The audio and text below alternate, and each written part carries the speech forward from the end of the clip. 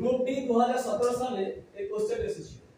সামনে group C group D পরীক্ষা, যারা গ্রুপ সি এবং গ্রুপ ডি পরীক্ষা দিচ্ছেন তাদের বলছি আমার প্রোফাইলটাকে ফলো করে রাখবেন, আশা করি উপকৃত হবেন। কোশ্চেনটা কি বলেছে? 6598 এর সাথে কোন ক্ষুদ্রতম সংখ্যা যোগ করলে যোগফল একটি পূর্ণবর্গ সংখ্যা হবে? চারটা অপশন আছে, এর মধ্যে কোনটা ঠিক সেটা আমাকে নির্বাচন করতে হবে। তার জন্য কি করতে হবে? 6598 যে আছে এটা বর্গমূল করো। 8 আসলে 64, 1 98, 8 বর্গ বর্গমূলগুলো দুটো দুটো সংখ্যা নিচে না, সেই জন্য 198 নেওয়া হবে। 2 দিলে কত হয়? 2 দুগুণে 4, 16 দুগুণে 32, 324।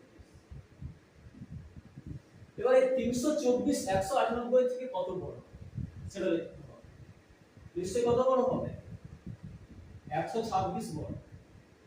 এই 126 এটাকে যদি আমি 6598 এর সঙ্গে যোগ করে দিই তাহলে যে সংখ্যাটা পাবো সেটা একটা পূর্ণবর্গ সংখ্যা।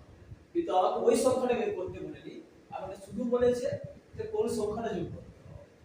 তাহলে 126 অপশন সি কারেক্ট অপশন।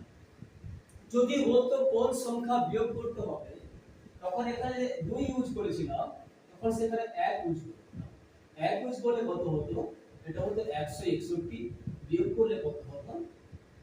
37। যদি বলতো বিয়োগ করলে পূর্ণবর্গ হবে তখন অ্যানসার হতো 37। এখন বলেছে যোগ করতে হবে, এখন অ্যানসার হবে 126। আশা করি